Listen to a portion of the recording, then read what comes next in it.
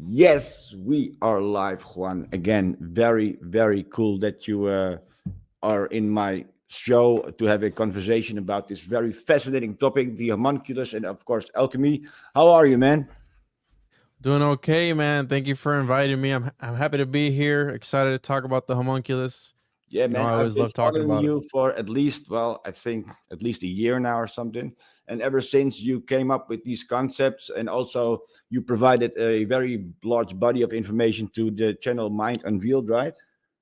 Yeah, I did. I collabed with him on the 10-hour documentary. Yeah, the Yes. 10-hour documentary. And that was such a very fascinating documentary. That's unbelievable. I've been studying this documentary, which is 10 hours, for at least 100 hours, or even I think double that or something like that. It was the endless photo session of the photo presentation. Is it also all your information, or?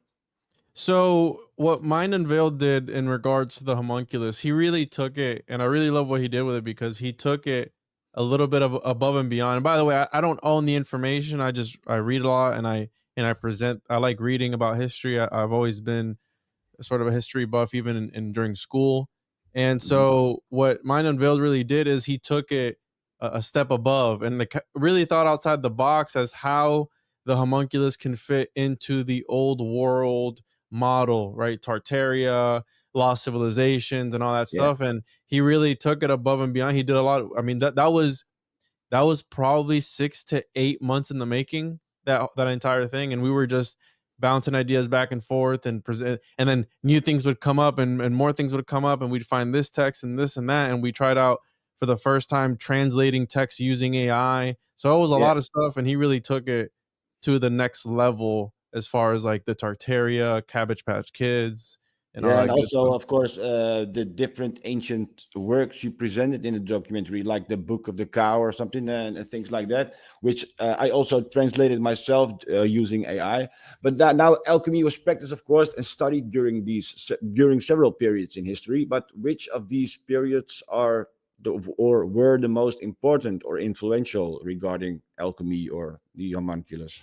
So the dude, I mean, this topic goes back to I've seen as far back as like the second century BCE, bro. So thousands of years. But as Yeah. far as like the pinnacle of the homunculus, I think they all play a role into it because and what I love about the topic is that it evolves, right? It Hmm. goes from like a metaphysical thing to a physical thing to like more of like an amulet talisman sort of statue, right? Animating statues. You have the opening of the mouth ceremony with the ancient Egyptians.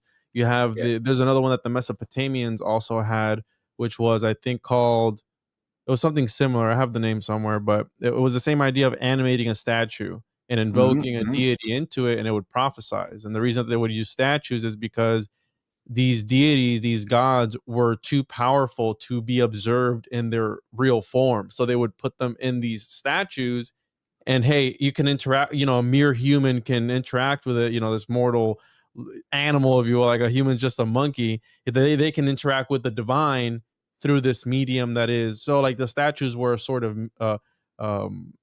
filter, if you will. And then from there it evolved into Takwin, which is the more Arabic sort of Muslim approach to the Middle Eastern approach to artificial life, and then Hmm. that work really sprung forth to Paracelsus 16th century from there.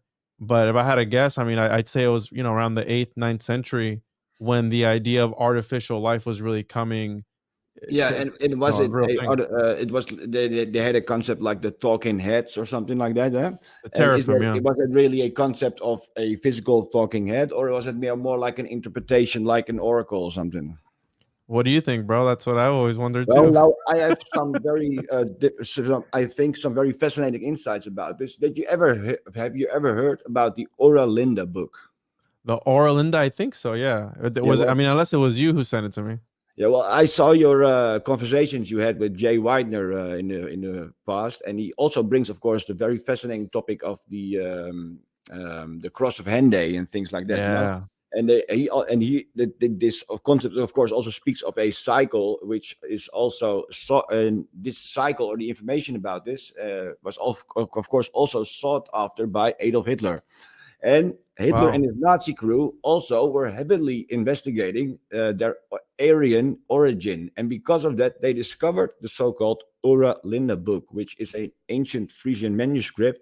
And it's a bundle of family tales spanning multiple generations, especially covering the time until around the time of Caesar, the first centuries BCE, and also the few centuries before that.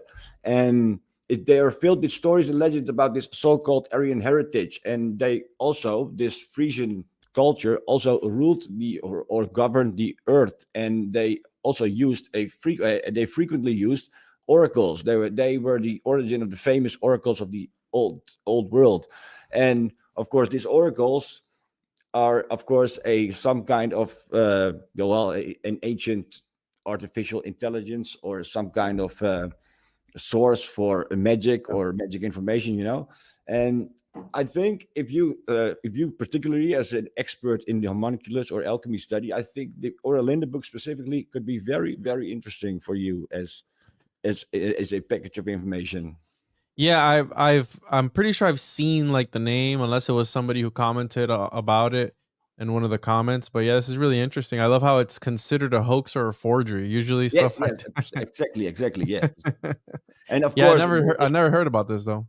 now, well, I originally read only the original transcript, which was published in 1850 or something, which also included a very thorough study of the text and the paper of the Oralinda book, in which it was presented, and that it was finally deemed as a forgery is very telling, or very odd, regarding if you consider all the studies that went on regarding the authenticity of this book, which was very proven, in my Yeah. opinion. Yeah, and here's the thing that a lot of people, it's a hard pill to swallow, but in my opinion, I think that a lot of the powers that be, and by a lot of the powers that be, I'm talking about governmental entities, people in power, and in these political positions, even I mean, even celebrities, they are interested in the occult. They are interested in being in the occult as far as manipulating your reality, if you will. You know what I'm saying? So these people, Nazi occultism is really interesting because it gets into that controversial territory of like, were these Aryans, were they actually aliens? Instead of Yeah, Aryans, there were aliens, and it's like, were they the Anunnaki? Were they exactly. whatever? Yeah. And that to me, that's dude, you got people who don't even believe in any of this stuff. Like, Well, I imagine. I thought, especially the revelation of the Anunnaki being the gods, or a race of gods in the Bible or something, or in the ancient world, is also very an eye opener. It was also a very eye opening concept for me to consider, because I also I regard the Sumerian tablets as very credible, I guess, or at least describing a very accurate or somewhat accurate history of our world, I guess. Yeah, and so I'm curious, what do your people believe in? What's the mythology there in Amsterdam and Well, in the that is Netherlands? very also very curious, of course, because my channel is now, well, a few thousand followers, but my channel originated in during the COVID period, and I had a very pretty large following on Facebook, which also all those pages were, of course, deleted, and the consensus here in Holland is, well, we are ourselves a very awakened people, as we consider ourselves. However, this is still, of course, a very shadow band and small held group, I guess, in compared with the rest of the Netherlands. I think the main consensus, or the main theme in Holland, is just we believe everything which is on the news, and which does not speak, of course, about alchemy or homunculus or whatever. So we're pretty boxed in our thoughts, You have I any like guess. folklore or local legends as far as like Well, yeah, well, that's fairy and very interesting. phase? Well, because the Netherlands specifically has a very rich history, of course, with their VOC or their during the 16th to 17th century. We were, of course, the main transport hub of the world, of course, and we had the VOC was was the richest company that ever existed, I believe, and we had over 80% of the world monopoly on different goods and spices and things like that. Well, so we have a very rich history regarding the Netherlands, or also a very rich occult history, because a very large body of alchemy or alchemists were also practicing these things in the Netherlands, and there was also a very large body of literature which came out during those times from the Netherlands. And especially, by the way, there is also a very large body of Dutch written literature about these topics, which has also very interesting insights. And I'm not sure if those insights are also reflected in English written works or whatever. But I could, if maybe in the future, if you are interested or have something for me to translate, there is a very large body of ancient Dutch text, which could be and I would love to translate this for you if you were interested. Do you have any? You're not far. You're a lot closer than me to Prague. I'd love to go to Prague one day, man. Have you ever been there? No, I've never been there, but that's also a place with a very rich alchemical or occult history, right? But Prague, yeah, Prague. They say was formed from the stone that fell from Lucifer's crown into the ground, and it formed a bowl, and that's Oh, where you wow. get the Moldavite from, and that's where you get the prima materia, and that's how they were able to create all these golems there, because it's literally in the ground there. So it's Yeah, well, a very fascinating regarding the place. prima materia, what do you think the prima materia really in essentially is? I can't pinpoint exactly what it is, but I think that when it comes to alchemy, I think it's a form of technology. I think it's a form of, like, in right, speaking of the Anunnaki, they say that a lot of that lore was put into Star Wars, like this intergalactic battle, this thing, this force that we know it's there. It's almost, and I don't want to compare the force to God, but Yeah. kind of, right, where you're able to tap into that if you want to. That's the way I see alchemy, where there's multiple ways to skin a cat, there's multiple ways to create a homunculus, so there's multiple ways in tapping into that, and that's why there were so many different schools of alchemy. That's why there were so many different alchemists, and they all had their own paths. There's also the wet path, there's the dry path, there's Paracelsian, there's Valentinian, there's Arnaldian, there's all these different paths, and it's because they were looking to achieving the magnum opus. So as long as you were able to achieve the magnum opus, it didn't matter how, as long as you got there. And that's the beautiful thing about, even if you look at the word gnosis, Yeah. is what is sacred to you. Whatever that experience is to you and your process and your life. That's why I always tell people, they go, how should I make my show? Do it how you want to, because at the end of the day, it's about how you do it, and that's what makes Yeah. it special, and that's what's going to launch you to the next side. Similar to alchemy, they were all doing their own things, and they were. I mean, I've heard the prima materia, everything, bro, anything under the sun. So people are like, oh, it's bodily fluids, it's this, it's the Moldavite in the ground in Prague, it's XYZ. Like, there's so many different things, and I'm sure it all works. I'm sure it Yeah. all works. I had a very specific interpretation after my studies and visualizations about all of this. And I had a visualization or a realization about the aqua viscosa, which is, of course, mentioned by most of you as being semen or something, right? But when I was reading the text, I finally came to the conclusion that aqua viscosa could be our brain fluid, our cerebral fluid, which is of course obtained through the spinal cord, and this is a transparent fluid which also holds electrolytes, and electrolytes with it containing electrolytes, our movements as humans are the movements within the large electrolytic battery that the Earth itself is.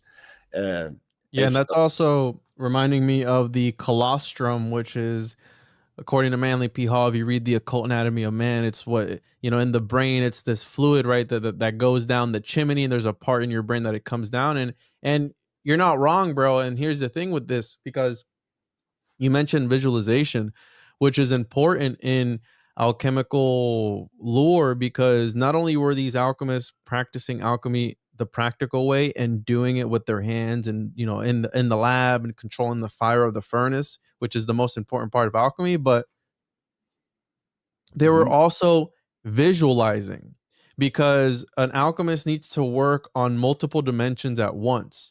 And maybe if you get the practical part down and you don't have the mental or the psychological part down, then you're never going to achieve the magnum opus. You get what I'm saying? So it's Mhm. like it was a spiritual thing as well. So, and people say it's actually the religion of, it's the worship of fire, because these alchemists would spend hours and hours and hours being able to control their furnace, their fire. Yeah. And as long as they were able to control that and learn how to manipulate that, then they were able to like step it up to the next. So there's so many components of alchemy. Yeah.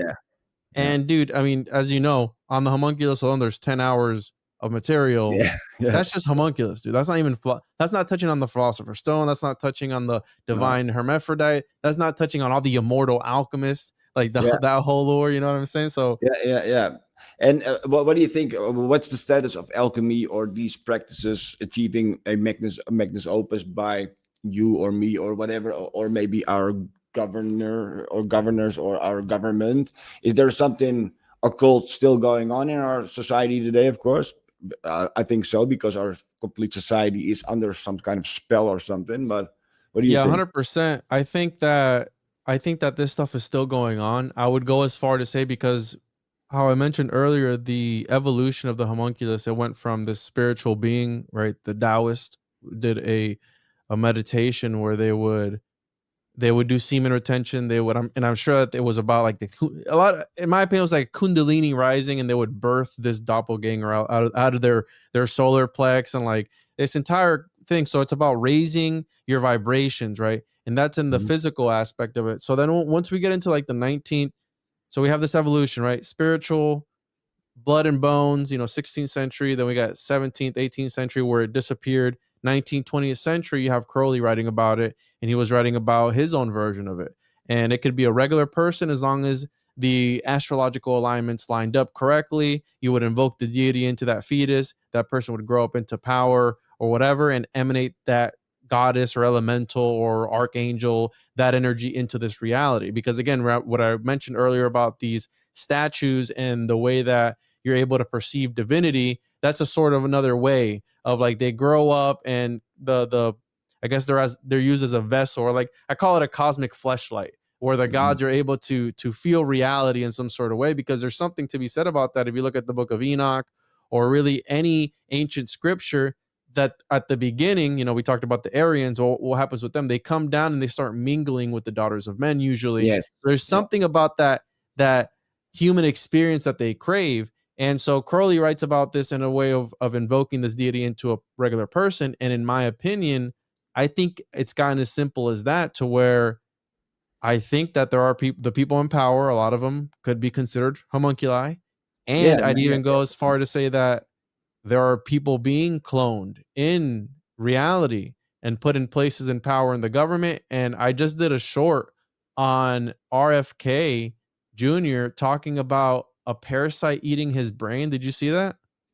Well, I see a lot of shorts coming by, but I have not seen this one. But a parasite in his brain, yeah. And then, They said that there was a worm that ate part of his brain and died there. So it's like, are these people byproducts of like some failed experiments that they're getting? When a fish gets too big, I don't know if you're a fisherman, but when they get too big, they got parasites and stuff in it. So it's like, Mhm. is their process not clean enough to where they're getting parasites and these brain worms, or something's going on with them? But I think that a lot of these people who are in government, who don't look normal.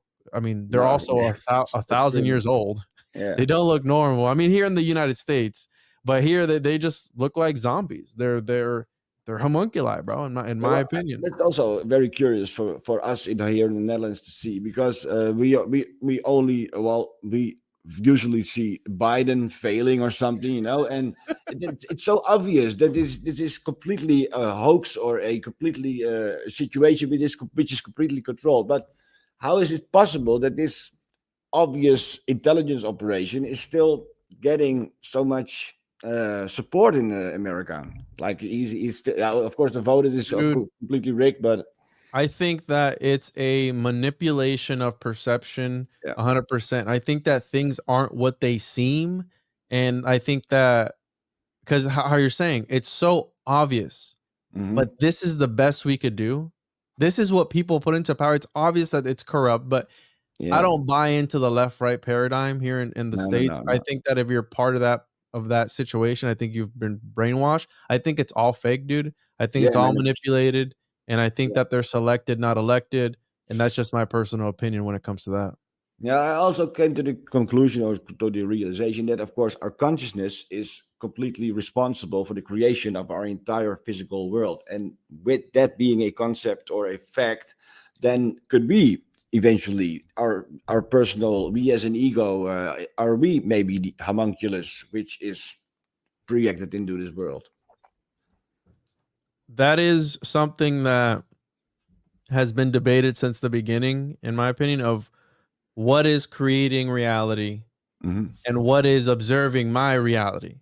And that's actually one of the arguments of the Cartesian theater, where there's like a little man in my brain, which, by the way, homunculus is a medical term. So there's a little man in my brain Yeah. observing a screen, but then it's like, who's in that guy's head? So it goes all the way down. But if we were to follow ancient texts, and this includes ancient Mesopotamia, Egyptian, Greek, Abrahamic religions too, if we're to follow those texts, we are homunculi. We are created from inanimate matter and animated into, God usually breathes life into the dirt or whatever, Virgin. clay.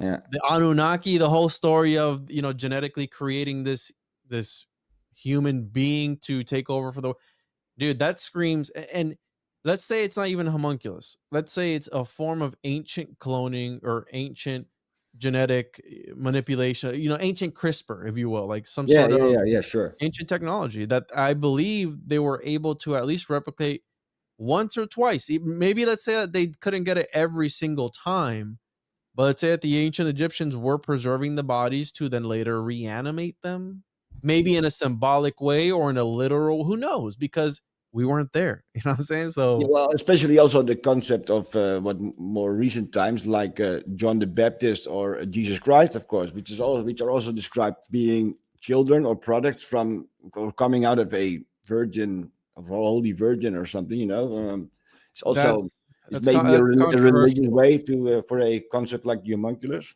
Well, so that is a controversial one because there were arguments in the 15th century between there's imagine this, dude. It was the ancient form of, I guess, Reddit or 4chan or something, where these guys would write entire tomes of works dissing the other guy, like, no, your work is, so they'd go back and forth, and there was debates as to, and the Jesus put being a homunculus. Now that's blasphemous and heretical, but Yeah, that's the so what. the concept goes as far back as I call it artificial messiahs. And the reason I call it that is because if you look at other messiah figures in history, they also, I think Melchizedek was born from a dead mother. I think he came forth as a fully grown man.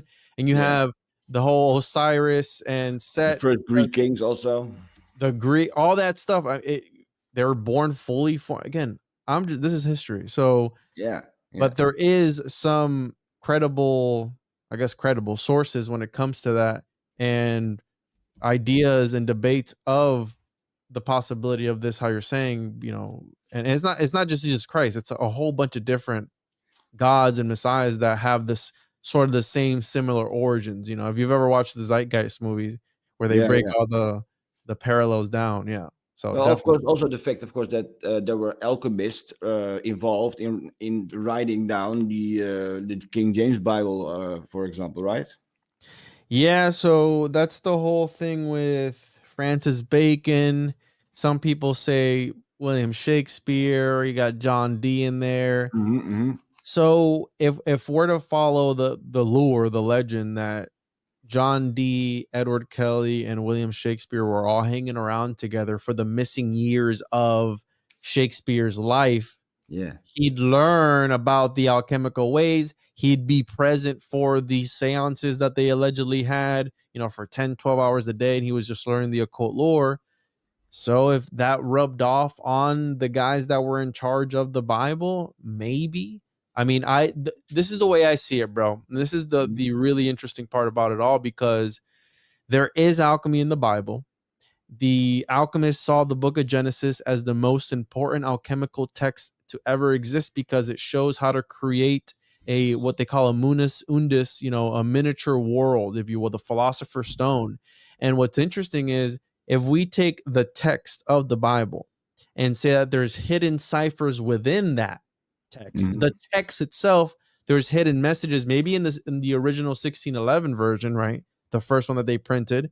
There's hidden messages in that, in my opinion, and then hidden messages within the story of the Bible. We're talking about a multi-layered cipher, a puzzle, if you will, that's stacked on top of itself, that you need to really learn and look within the text. And this is what the Rosicrucians were doing, bro. This is what Steiner was talking about entering the biblical text and interacting with that biblical world on the other side. I think that books are portals, dude. Yeah, So, and also, I think so too, because they're also a trigger for some kind of visualization project, but also it's also of the Jewish gematria, which is also, of course, can be applied to the Bible. The fact that such a system exists within those texts, that is also amazing, of course. Yeah, the geometric, and even mathematical and geometric, in my opinion, too, because that book that you showed me, the Aureolinda, they have kind of sort of like some lines with the letters, and Yes, exactly. Yeah, the way it's drawn, and again, I mean, and they also speak. It's, of course, allegedly the most ancient history, or one of the books which contains the most ancient history. And they also describe the three original mothers of the human race, which were also born from the earth itself, as from the soil or something, there you go. And I visualized it as they describe it in the oral in the book, being like a kind of fungus or mold which spreads and then arises to be or to become a human or something. And this is maybe which is, of course, the indication that I got from the Orlinda book, is that this information was, of course, in those days already occulted and only available for a very specific type of ancient secret society or something.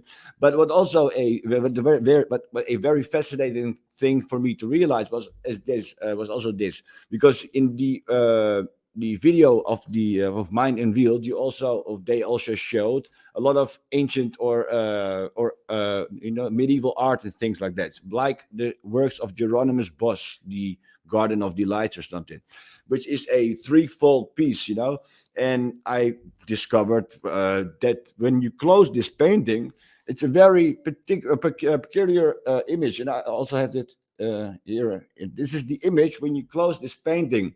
It is an image of a closed world, of Wow. course, and this is by Hieronymus Bosch in like the 15th or 16th century or something. And this was for me very telling, because this is, of course, knowledge which was, I guess, generally accepted or known in those days, but now, of course, it's all shrouded in a mythology or something, and we should not consider this being a real mother or something. I Very mean, telling. who knows anymore, dude? I think that it could be flat, it could be round, it could be square, it could be whatever, it could be cube, it could be all that, but there is a lot of shenanigans going about with these governmental agencies such as NASA, where Yeah, who started NASA? Parsons. What was Parsons doing? Some yeah, occult stuff in the desert with L. Ron Hubbard. Like yeah. there's a With their connection there. they're also they were of course contacting some kind of entity, right? Yeah, they were trying to bring forth the whore of Babylon and invoking it into he wanted to manifest this woman. So again, a sort of, he took Crowley's Moonchild ritual and wanted to instantly manifest this woman, which some people say that he did, Marjorie Cameron, and she went on to even try and make other homunculi too, after Parsons had died. So, and there was also a set of laws being passed around the 1700s, right, regarding the homunculi and all the scientists who were creating them. I guess there was a hold on something like that, right? there was a what? I'm sorry. They hold it. Forbid it to go on. Those Oh yeah, yeah. Even the Liber Vacae was also banned, and a lot of these texts. So the way that they were getting around not being burned at the stake or killed, they Yeah. would, and this is how we found on one of those, the text that we found for the documentary. I found it in an old medical manuscript, because what they do is they hide it, in plain sight. So here's this medical manuscript, and then hey, go to page 33 and there's the recipe to make so it was slid in there. And if you don't know any better, you're just reading this medical book on how to conduct medical procedures, and only the initiated knew where to go because it was underground. It was forbidden to, and the guys that did practice it openly, they were practicing it. They called it, like Christian magic. It's like, oh, it's natural. It's like, God put it in nature, right? So it's like the whole cannabis. Like, you take this thing that grows from the dirt, you put some water on it, and then if Yeah. you just so happen to light it on fire, it does stuff. And it's Yeah, like, there's also that you mentioned cannabis because the human body also has a so-called endocannabinoid system or so that is specifically designed to cooperate or to communicate with these cannabis properties. It's like we are born for this plant or something. Oh, and speaking of cannabis, by the way, I'm actually, of course, being around Amsterdam, we all take this. it's legal there, right? Yeah, it's legal. Yeah, well, it's kind of legal. It's illegal. It's legal. It's illegal to provide to the coffee shops your product, but it's legal to sell it. So it's a bit strange here in the Netherlands, but it's a system that is in place for as long as we can remember, and they will never change it because half of our economy is based on black or occult money, I guess. So Really? So how do you like it there, dude? How is it living in the Netherlands? Like, is it safe? Is it safe? Like, how are the people? Are the people nice? Like, how is it? well, yeah, it's compared with the United States, it's absolutely a very safe place. But it's we have a very small population, about 17 million, and those are spread, of course, about on 600 different cities and villages and things like that. So we have a pretty small country, but again, it's pretty influential according to our own. According to our own beliefs, of course, but also if you look into history, we had a pretty significant role, and of course, we have a lot of old money, so we're one of the richest countries in the world, which and we also have the best plumbing systems in the world. We also have a very, again, pretty safe environment to live.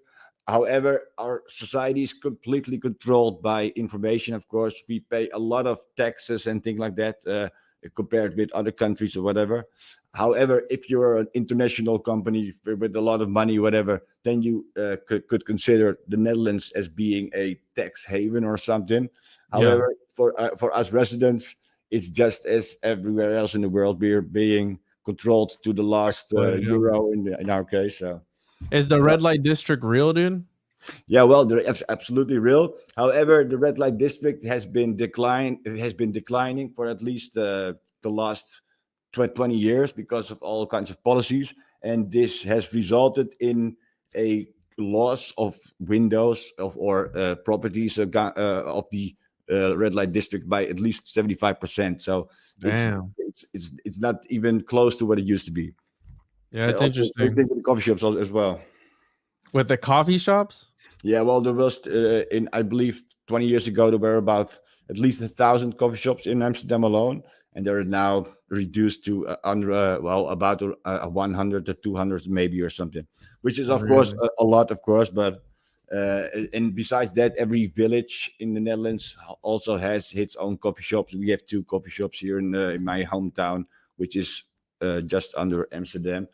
But yeah, well, but we're also there was also an idea mentioned by one of our government people here in Amsterdam or here in the Netherlands, which was from a couple of weeks ago, which talked about making cocaine even legal. So we're pretty Wow. open-minded here. Yeah, yeah. No, I've seen the movie Deuce Bigelow. I think that where he's in Amsterdam. Yeah, sure, yeah. And also Ocean's 12, I also believe they were in Amsterdam or something. So like my picture of your country has been from what Hollywood has shown me, right? So that's why I'm asking you, like, how is it and all So that? you're Because thinking about wooden shoes and tulips or something, I guess. yeah, exactly. Like yeah, Cheese.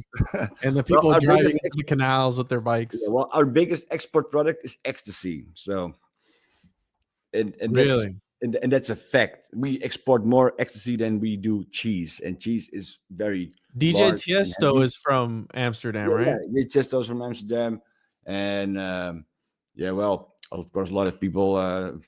Well, in America, there are not a really large body of well-known people from the Netherlands, I guess. Well, I Well, grew up we on got Tiesto, so yeah, that's we'll like get a few famous actors and directors, I guess. Let's see. Femke Janssen, you know Femke Janssen? She's in the movies like, yeah, in James Bond, I believe it was as well, or something like that, or Ocean's 12 or something. said what's her name? Femke Janssen. Famke, and then Jan, just Jansen. Femke Janssen. Oh yeah, I've seen her. Yeah, she's been in a ton of movies. She's been in Yeah. And also, yeah, well, Taken. and a few others, I guess. Yeah. Cool. Yeah, I'd like to visit one day. Obviously, I Yeah, said sure. Well, I'll go to I Prague guess first. if you have you ever been to Europe, by the way? I have not, dude. I want to. Well, if you go, you should visit Amsterdam because that's one of the highlights of every European trip, I guess. It's epic for its, of course, coffee shops and red light district and everything like that. But also in the Netherlands, we have a pretty cool cultural value to give to the world, I guess. I'll stop on my way out of Prague. So Yeah. Please make sure you do. Yeah, I guess Prague and all cities like that, of course, of Paris or whatever, big European cities are at least at least as interesting as Amsterdam could be. So I think for you as an American, a visit to Europe could be very interesting, I guess, yeah. especially about the architecture. And then you also have to question about question your own architecture, which you see in America, of course, which is also from a same period or in the same style, indicating that, of course, America also has a very great lost history, I guess.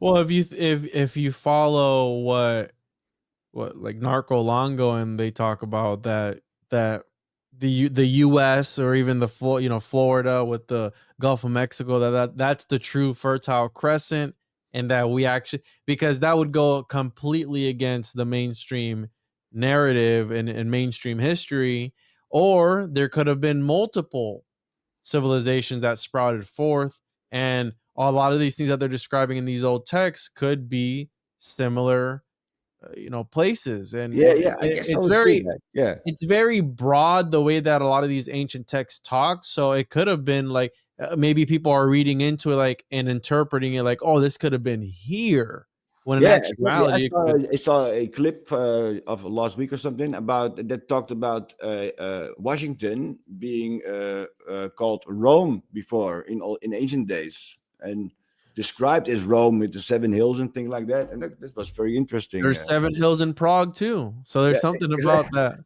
There are even seven hills in the Netherlands, and there is also legends that speak of Enki of the Anunnaki eventually landing or residing in the Netherlands or in Netherlands Really? territory and things like that. So, and it's also a very curious history to find out about the Netherlands or about the Anunnaki in the area they spread it in those days, because they Yeah. were very, very influential. And I guess they're still must be around in the background or something. Or what do you think? Dude, if I had to say, I think that it goes back to, right. So speaking of Prague, the Habsburgs, where they Yeah, all stayed in this bloodline, if you will. And I do think it goes back to these ancient bloodlines that could potentially be linked to the Aryans or the Anunnaki or me the too. Merovingian, whatever you want, whatever you want. I think that it is something about royalty. I mean, look at in the kings and queens over in the UK or whatever, wherever it Yeah, is that the king, exactly. Yeah, it all stays in the family, dude. So it would make sense exactly. that they Yes, yes. follow some bloodline. If you want to get into the, Merovingian stuff with the bloodline of Jesus Christ and the Knights Templar and that whole aspect, Very I think there's interesting. something to be said about that too. But I find myself, the more I look into this history, we do have a narrative, we do have a some sort of chronological progression when it comes to mainstream history, but I think a lot of the things in there have been made up, dude. I think that a lot of it is false, is Hmm. fabricated, and I've been reading a lot of flamenco, so Yeah, it's my also very my interesting. my mind is kind of messed up when it comes to that, how much Yeah. of it is true and how much of it has been a Yeah, lie. and also in what kind of time span we're talking about, is it the progression we have been taught, the last 2,000 years, the last 4 or 5,000 years in its totality? What do you think? How much time did we already had on this planet? Well, I was gonna say it's interesting that the Big Bang Theory is created by the church and Yeah, evolution and all these things. I don't think we'll ever truly know. If I had to say, it's more than the 6,000 years that the Bible says, and I yeah, think that maybe hundreds of thousands of years. But how can you even grasp how yeah, much time that is? yeah, Because right now, I have kids, and in a time span of 6 years, so much has happened. Can you imagine a yes, hundred absolutely. million or a billion, however many years they say? It's ridiculous. There's no way we can even comprehend that amount of time. So how would you know what something looks like? You know Yeah, what I'm saying? So because we have nothing to compare it to. We have nothing to compare the both to be like, okay, well, this rock is actually 100,000 years old versus this other one yeah. that looks the same age, but it's only 2 years old. Something like that. It could be a misclassification a lot of times, Yeah, well, but because if you dive into that, because all the classifications methods are also questionable. flawed. They're flawed, and they're based on. There was this really interesting guy that was on Tinfoil Hat a while back, and it's based on, they use a lot of like reflecting the light in the material, but then he was getting into that the speed of light is slowing down, right? So the Okay. speed of light used to be quicker, and the speed of light is deteriorating. So if you think about the concept of, this, the speed of light is the quickest thing that there ever is. You can't even see it. So think about it slowing down and what that is doing to our dimension. Are we perceiving other things on the other side if reality is layered on top of one another? And what did it look like during biblical times, antediluvian times, whatever it Yeah, is, versus now? And how does that even affect the dating methods that they have? So I yeah, think there's a lot to consider when it comes to, and this is why I always tell people I don't have anything figured out. I am just I'm a skeptic. I'm a researcher. I'm here to just read and come up with ideas and present them and have people and have fun. Because I'm like if you're not open having to everything fun, and attached to nothing. yeah, yeah, exactly. And if Yeah. you're not having fun, there's no point in doing it. And it's So absolutely fun and these concepts, and especially when those people in those days were thinking really much about this topic. The topic of the homunculus in the whole of alchemy, is this a big topic within alchemy? no, if anything, the Philosopher's Stone and the Elixir of Life is the bigger thing in my opinion. I mean, there's been multiple researchers, very influential researchers to me at least. I don't know how big they are, or how mainstream they are, but there are people who have done a lot of research into the homunculus concept. Now, the homunculus, it's interesting because it doesn't come into the 16th century. So what a lot of these guys were talking about was, artificial creation of life. So humanoid type figures, these Yes. weird things that are, chimeras that were being created. And so You think I those think, were real? Yeah, absolutely, dude. I think that those are real. Yeah, I think that's Because where we get. mainstream narrative, of course, says it was not real or something, or No, I think it was, and I think it was that, not real. I mean, look at a liger, or look at Yeah, a even a donkey, right? A yeah, donkey is a yeah, sort right, yeah. of chimera. I think that there's boundaries, right? Like with everything else. But the thing about alchemy is, and with the homunculus, it's about exposing the and pretty much playing nature and manipulating nature, exposing nature and perverting nature, because Hmm. they were going above and beyond what was allowed by the system. And I think that says a lot to, to alchemy, which is looked at as well as like some of the first grifters or some of the first charlatans, because there was a lot of fraud. There was a lot of faking it too. But I guess you got to Hmm. fake it till you make it, right? I mean, that's the But whole. also, considering the fact there were so, despite of all the book burnings, there was still much literature available in those days, and of course, also regarding or considering the resets that have been going on since then, could it also be just a way for us that it's represented to us today as being a occult knowledge or something, or some kind of things for secret societies, but in those days this was just common practice, maybe.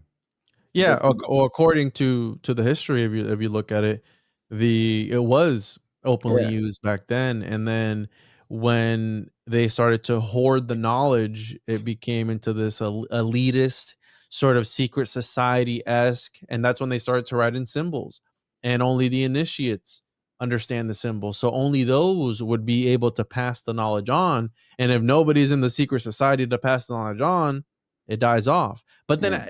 it's rediscovered. So this is a cycle. So it's rediscovered, and maybe we get some fragments of the technology, and then people start to dabble into it. And dude, from alchemy, we have chemistry, dude. Because Yeah. the guy, there was I forget his name, but he was a contemporary of Leibniz, Gottfried Leibniz, which is the guy who was trying to find the universal language, which essentially is what No. became the binary code in our computers, the All ones right. and zeros. He had an associate who was so obsessed with finding the philosopher's stone, he accidentally created porcelain. Okay. So we have porcelain from a guy who was obsessed with alchemy, trying to recreate the magnum opus, and hours and hours in front of, because if you look at porcelain, it's almost like glass, right? So it's very fragile. So he did something to where he discovered porcelain. And that was directly from somebody dabbling in alchemy. So That's also very telling because we here in Holland have a very ancient practice which also involved porcelain. So that's very world famous, by the way. do you Well, know a lot of any yeah. alchemists that, right off the top of your head, that were from the Netherlands? Well, I was trying before the show was started. I tried to find something about that, and there were a lot of international or famous alchemists that were studying or publishing, especially in the Netherlands, but were not from the Netherlands. So Oh, we there's have a lot. 5. I Yeah. found 5. 5 Dutch Okay. alchemists. You Cool. have Joost Bouwbien, Okay. Cool. PM de Roospoor, Johann Rudolf Glauber, Benjamin Musafi, Okay. Cool. Johann Frederick Sweetster. So these are guys that were Dutch Well, alchemists, bro. okay, cool. Well, I will certainly dive into those guys. But I also, Paracelsus, of course, from Switzerland, I guess, and he was also very influential in the Netherlands. But we have a lot of famous humanists of those time, which were also very influential, and were, according to my theory, were working close together with those ancient alchemists, who were, of course, also very influential people in those times in their profession, I guess, or in their society. Is it true? You said the humanist. Yeah, yeah. Well, the humanist. The humanist movement. So the building of more human, so compassion, so building up government, that sort of thing, like Well, ethics. it was more the beginning of the Protestant movement of the Catholic Church. So it was During the around. Renaissance, interested in learning what it means to be human, to be a human being, and how Yeah, to live yeah. a virtuous life and participate in society. Really? Yeah, and Huh. it was very influential in all, of course, in all the writings, in all the history, and we have again very famous humanists from the Netherlands, like well, I've lost his name now, but in anyway, these guys were influential throughout the whole of Europe, and especially with the mindset or the worldview that people had in those days. Also Yeah, I see that also of here. scientists, you know. Yeah, I see that here, and also they got Neoplatonism in here. They got Epicureanism. Yeah, this is during the Renaissance, so around Yeah. the 14th, 15th, and 16th century. I actually haven't studied any of this, but I do know about Neoplatonism. It's very, Well, again, very Gnostic. I was always fascinated by history, but because of this Homunculus documentary you made, I've been diving into various histories ever since, and it's been a fascinating journey ever since, in which I have learned more about history than in my previous life. So it's a very fascinating journey that you especially put me on, Juan. Absolutely, man. Yeah, well, again, it's thanks to Mind Unveiled, and that it's really gone. In my opinion, ever since he put that out, there's been a lot of things. Even Cat Williams on Joe Yeah, Rogan yeah, yeah, I mentioning saw it, man. And homunculus.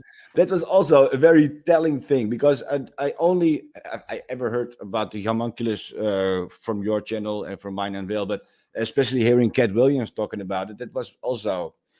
I also I was thinking about to myself, is this very occult information finally maybe going viral, or what do Dude, you I think? think that they're doing it. How Manly P. Hall said, the alchemist, the only thing that has changed is that the alchemist isn't in a cave anymore. He is in a white lab coat with four walls surrounding him. And dude, I saw a movie the other day, and by the other day, a couple weeks ago, called The Nun, which has Sweeney. What's this girl's name? Sweeney. Thought? The No, No, not Sweeney Todd. The no, sorry, Sydney Sweeney, the girl from only Sweeney Euphoria. I know. So, and she did the movie The Nun, which came out. I'll tell you when it came out. The Nun, 2024. This movie came out in March, I want to say. And if you watch that movie, bro, it's called Immaculate. And let me see. Let me make sure it's this one. Yeah, it's called Immaculate. Sydney Sweeney Immaculate. It came out March something, Oh, March. Anyways, if you watch this movie, bro, it's homunculus. March 22nd, 2024. So it came out on 322. oh wow, cool. That is also amazing. It Yeah, came out on 322, by the way. And watch it, bro. If you watch it, yeah, I it's will. all about the creation of a homunculus the entire time. And this one is particularly blasphemous because of what it insinuates. So, again, this is 100% in the mainstream. It's on people's minds. It's Hmm. on people's brains, literally and figuratively, because remember, homunculus is an actual medical term, a Yeah, legitimate medical term. yeah. So, yeah, and I think that unfortunately, I have been a person that has spread this sort of, because it's always been there, right? The Mhm. information has always been there, but no one's ever actually sort of Touch talked upon it. about it. Yeah. And I find it super fascinating. I think that the morbid curiosity, because the homunculus is a concept that is very possible. And by possible, I mean we know that they are artificially growing animals in false matrices. We know this. We know Yeah, that they can sell clone meat. We know that they can do all that stuff. You know, yeah, they and have to they even portraying now human cloning and DNA manipulation in We'll all clone out in the open. Tyrone with Jamie Foxx. Even dude, even think about like Slim Shady. Will the real Slim Shady please stand up? What were they telling us Yeah, yeah, yeah, back then? And yeah. I was a kid, when we were watching this stuff. So Yeah, well, especially, but you also, but also the information which Donut also brings, about all the different numbers that or dates that are also most definitely are completely controlled, and that it's yeah, like the elite is following some kind of code. enforced timeline or something, and which is also very fascinating to discover, and which also speaks, of course, of say some kind of satanic cult. So if we are as civilians are but searching for blasphemous topics on the internet, it's only because we are confronted by this satanic elite that is ruling us, I guess. I think that they're following so it's talismanic in nature, and they're following a code because there is influence to be had from the celestial bodies. And that's the whole concept behind a talisman. It's the alignment, it's the mathematics behind Yes. that, the degrees, the rising, the falling, et cetera, the speed it's going at. And that's why they pick certain dates. And you mentioned earlier gematria. And Yeah. that's why I love the Pythagoreans, because the Pythagoreans understood that nature is mathematical. Okay. Hmm. And mathematics is frequencies, it's different spectrums, it's color, it's everything. It's not just number, like a number, but they understood that there was something deeper to reality. And again, they It is worship the number. also, it's telling us, of course, that it is completely Simulation. it's not an accident of nature, of course. It is Yeah. completely a controlled environment, I guess, or If you want created. if you want to believe, I don't think that we're in a simulation like a computer simulation. Hmm. It could be a sort of controlled environment, how you're saying, and it's very obvious that there is some intelligent design behind Yeah, everything. yeah, yeah. That's what I How mean. everything needs to meet a certain criteria in order to develop into something else. So, we're talking about cannabis. Well, the whole concept of the seed, the right conditions are met for it to be able to sprout, and then from there it develops into a whole thing. That's I mean, that's essentially what reality is. It was the conditions were perfect and everything came forth from that. And I think we all have the pieces of the puzzle, but we're all too busy arguing with each other and trying to, say my piece is the best piece, Yeah, and that's absolutely. the whole argument where, like, there's a dark room, everyone's touching the elephant. Some dude's touching the elephant's balls, the other guy's touching the elephant's ear, the other guy's touching the elephant's ass, and everyone's like, "Yeah, this is an elephant." It's like, no, you're Yeah, touching yeah.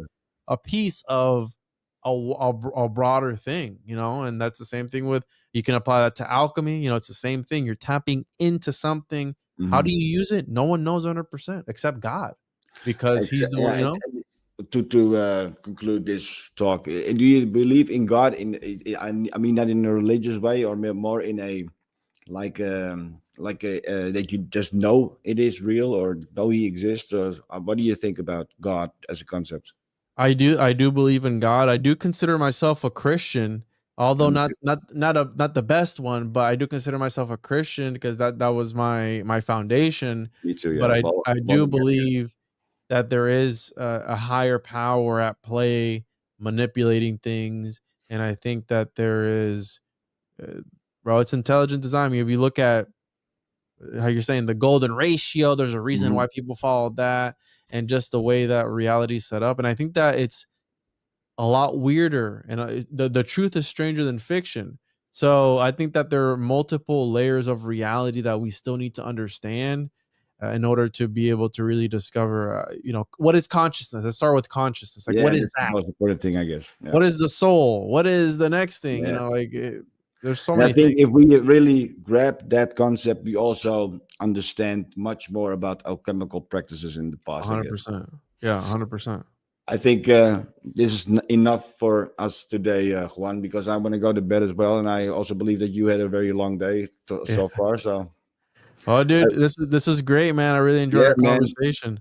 I really appreciate it as well, man. It was a yeah, fascinating. It's also a very fascinating concept, of course. And I will keep following you, and I will be studying your work as well, and with my followers and everything. So, and by the way, the people that are watching now, we are here in Holland now in the middle of the night.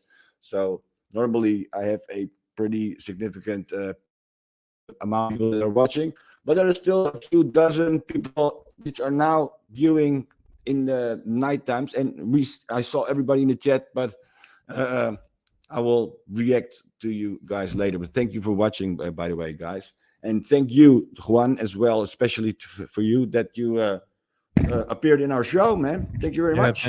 thank you for the invite. The pleasure was all mine, dude, Yeah, and man, it was very fascinating. Thank you very much, man. thank you, Chris.